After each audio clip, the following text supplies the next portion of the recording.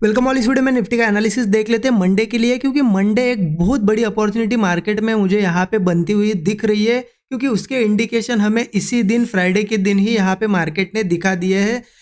आज थी देखिए मॉनिटरी पॉलिसी आरबीआई की। मूव अगर देखोगे बहुत अच्छा वन साइडेड मूव ऊपर के साइड आया है, ठीक है।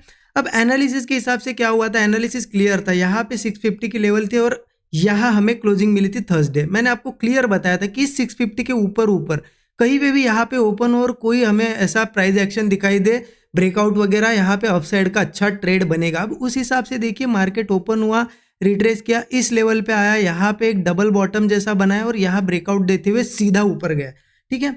लेकिन ये कैंडल बहुत ही फास्ट और शार्प बनी, तो मे भी यहाँ पे कोई एंटर कर पाया या नहीं ठीक है, ये तो मुझे श्योर नहीं है, क्योंकि ये कैंडल इतने तेजी से बनी यहाँ पे थी और मुझे सीधे सीधे ऊपर जाते हुए दिखी, ठीक है।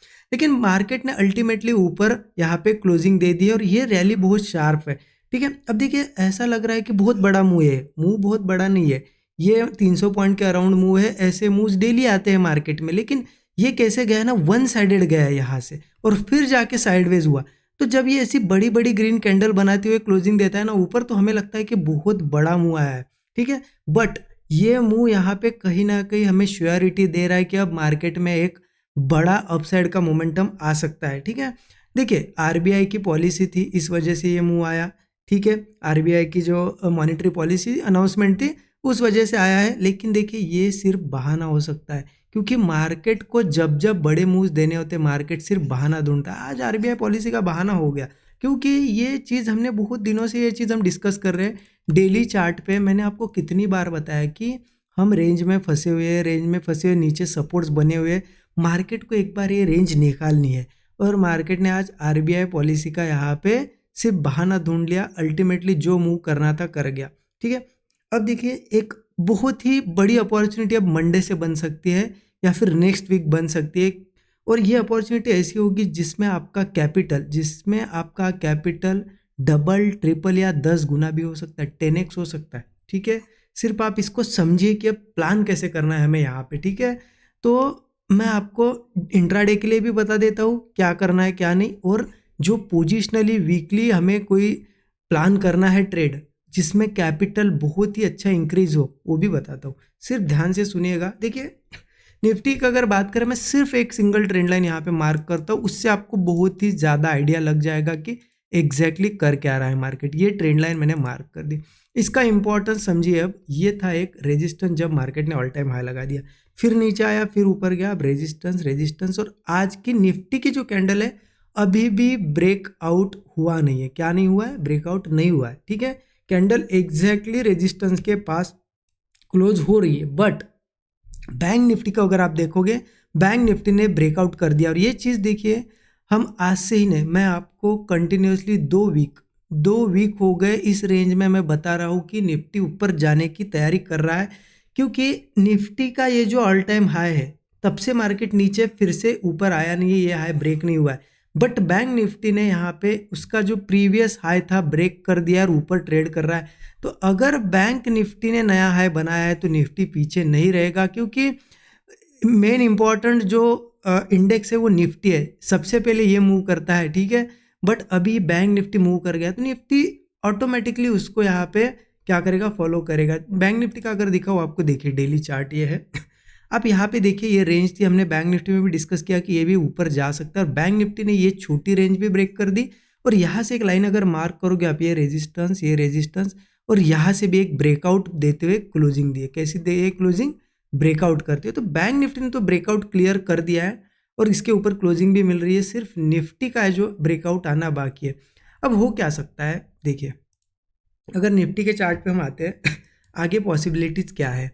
बहुत ही ज़्यादा पॉसिबल चीज़ ये है कि निफ्टी बहुत बड़ा गैप अप कर दे, ठीक है। बहुत बड़ा गैप अप नहीं करना चाहिए, ठीक है। 100 से 200 पॉइंट ठीक है, लेकिन 400-500 पॉइंट का अगर गैप अप करता है तो क्या होगा ना, उतना हमारा मूव मिस हो जाएगा। क्योंकि अब हमें मान लो इस हाई के लिए 26,000 के लिए ट्रेड प्लान करना है, अब हम यहाँ पे 25,000 के ऊपर से करते हैं तो वो 1000 पॉइंट तो ईजिली हमें मिल जाएंगे। लेकिन वही 400-500 पॉइंट का गैप अप हो रहा है तो ऑटोमेटिकली हमें आधा ही मूव मिलेगा। इसलिए क्या है ना कि कल मतलब मंडे की ओपनिंग बहुत इंपॉर्टेंट है। अब कैसे प्लान करना है, 1 आवर चार्ट पे चलते। देखिए जैसा कि आपको दिख रहा है क्लोजिंग लगभग रेजिस्टेंस के पास मिली है। यहाँ पे ब्रेकआउट मिल मतलब हुआ नहीं है, ठीक है। अभी तो 5-6 मिनट बाकी है, हो सकता है थोड़ा ऊपर क्लोजिंग दे, बट अभी भी ऐसी क्लोजिंग नहीं मिली। चलो यहाँ पे एक कैंडल्स ऐसी क्लोज होती 2500 25,100 वगैरह के पास, तो एक श्योर ब्रेकआउट हो जाता, ठीक है, कोई बात नहीं। अब रेजिस्टेंस के पास है, अब हो क्या सकता है। देखिए बहुत बड़ा गैप अप नहीं होना चाहिए, 100-200 पॉइंट हुआ बहुत ही अच्छी बात है। मैं तो अपसाइड के लिए ही रेडी हूँ जैसे ही ब्रेकआउट आता है, बट ज़रूरी नहीं कि ओपन होते से मैं बस कॉल पे कॉल लेते जाऊँगा, नहीं। हम थोड़ा सा देखेंगे ना, क्योंकि ओपनिंग के बाद सीधा भाग रहा है तो थोड़ा वेट करो। मार्केट ऊपर जाएगा, फिर थोड़ा रिट्रेस करेगा, ऐसा एक सपोर्ट बनाएगा, होल्ड करेगा, फिर ब्रेकआउट देगा, तब कॉल ले सकते। ऐसे में क्या होता है ना कि आपने ब्रेकआउट पे अगर कोई अपसाइड की पोजीशन बनाई तो उस ब्रेकआउट के नीचे एक स्टॉप लॉस लगाने के लिए जगह मिलती है। अगर ये मान लो ओपन हुआ और ऊपर जा रहा है और आप इस चलती हुई गाड़ी में आप अगर ट्रेड प्लान कर रहे हो, तो क्या होगा, जब वो रिवर्स आएगा ना, आपके पास स्टॉप लॉस नहीं होगा। आप कहाँ रखोगे, इतने नीचे रखोगे क्या, 100-200 पॉइंट नहीं ना। इसलिए थोड़ा वेट करो। एक तो ओपनिंग के बाद ऐसी कोई रेंज बनाने दो, फिर रेंज का ब्रेकआउट आने दो, या फिर गैप अप अगर ओपन होता ही है तो थोड़ा रिट्रेस करने दो। रिट्रेस करने के बाद एक ऐसा स्विंग क्रिएट करेगा, सपोर्ट क्रिएट होगा और उस सपोर्ट को होल्ड कर जाएगा मार्केट, ऐसा होल्ड करेगा और ब्रेकआउट देगा, तब हम कॉल साइड के ट्रेड प्लान करेंगे। देखिए मेरे टारगेट्स ऊपर के लिए तो अगर बहुत नीचे मिलता है, मान लो ओपनिंग एकदम फ्लैट हो गई यहीं पे, ठीक है, फ्लैट हो गई, यहीं से कंसोलिडेट करके मार्केट निकल रहा है, तो पहला टारगेट तो मेरा 25,200 का होगा, सेकंड टारगेट 25,400 का है, ठीक है। अगर बहुत बड़ा भी गैप अप हुआ तो भी मेरा व्यू बुलिश ही है, लेकिन मैं थोड़ा सा वेट करूंगा गैप अप के बाद कि थोड़ा रिट्रेस के बाद होल्ड करे और फिर निकले मार्केट, ठीक है। अब देखिए मार्केट अगर मान लो गैप अप नहीं हुआ, थोड़ा ऊपर ओपन नहीं हुआ, 25,000 के नीचे यही कहीं ओपन हुआ, तो क्या करना है, ठीक है, यही कहीं ओपन होता है तो देखो थोड़ा यहीं पे रिट्रेस करेगा और ऐसा कोई मतलब यहाँ से वैसे भी ट्रेंड लाइन तो बनी हुई है, ऐसा कोई ब्रेकआउट आएगा तो ब्रेकआउट पे हम कॉल ले लेंगे। बट एक कंडीशन आ जाती है कि मार्केट अगर थोड़ा सा गैप डाउन हुआ या फिर यहीं पे ओपन होकर सीधे नीचे आया तो क्या करेंगे, क्योंकि ये तो फिर रेंज में आ गया मार्केट वापस से उसी रेंज में, तो यहाँ पे थोड़ा सा हमें सतर्क रहना है। यहाँ पे क्या कर सकते हैं हम कि 2 ट्रेड्स प्लान करेंगे यहाँ पे। अब 2 ट्रेड्स प्लान करेंगे लेकिन बहुत स्मॉल क्वांटिटी में, क्योंकि यहाँ पे तो नो ट्रेडिंग जोन ही है। अगर डायरेक्टली बताऊँ आपको तो ये नो ट्रेडिंग जोन है, यहाँ ट्रेड ही नहीं करना चाहिए। बट देखिए इंट्राडे में छोटे मोटे मूव्स हमें कैच करने चाहिए, क्योंकि हम इंट्राडे प्लेयर है, खास करके पोजिशनली तो नहीं ले रहे ना ट्रेड। तो इंट्राडे में अगर मान लो यही कहीं नीचे भी ओपन हो तो वैसे भी मार्केट को निकलना तो बुलिश ही है प्राइस एक्शन के हिसाब से। तो अगर कोई सपोर्ट क्रिएट होता है, ब्रेकआउट वगैरह आता है, तो मैं कुछ क्वांटिटी में कॉल ट्रेड मतलब कॉल साइड का ट्रेड प्लान करूंगा, ऊपर आता है प्रॉफिट बुक करूंगा। अगर इन केस मेरा वो ट्रेड थोड़ा ऊपर जाते प्रीमियम नहीं बढ़ते फेल हो जाता है, तो मैं पोजीशन कन्वर्ट कर लूँगा पुट में, क्योंकि अगर इतना अच्छा ब्रेकआउट फेल हो रहा है तो नीचे भी जा सकता है। तो यहाँ पे इतना समझिए, मोटा मोटी अगर बताऊँ तो यहाँ पे मैं सेटअप देख के ट्रेड करूँगा। जिस साइड का सेटअप मुझे दिखेगा अप साइड डाउन साइड, उस हिसाब से प्लान करूंगा यहाँ पे, क्योंकि रेंज है ना, रेंज में मैं क्या बताऊँ आपको डायरेक्शन, क्योंकि मुझे ही नहीं है, मार्केट को ही नहीं क्लियर डायरेक्शन, मार्केट ही ऊपर नीचे कर रहा है। तो यहाँ पे सेटअप देख के ट्रेड करना होता है। स्मॉल एसएल रखो और उससे 1:2 1:3 3 गुना 4 गुना जो भी प्रॉफिट मिले, मान लो आपके 1,000 रुपये की रिस्क है, एग्जाम्पल ले रहा हूँ, आपको अगर 3,000 का प्रॉफिट दिख रहा है तो क्या हुआ, 1:3 का टारगेट मिल गया, 3 गुना बड़ा टारगेट बुक कर लो, ठीक है। इस तरीके से प्लान करेंगे यहाँ पे।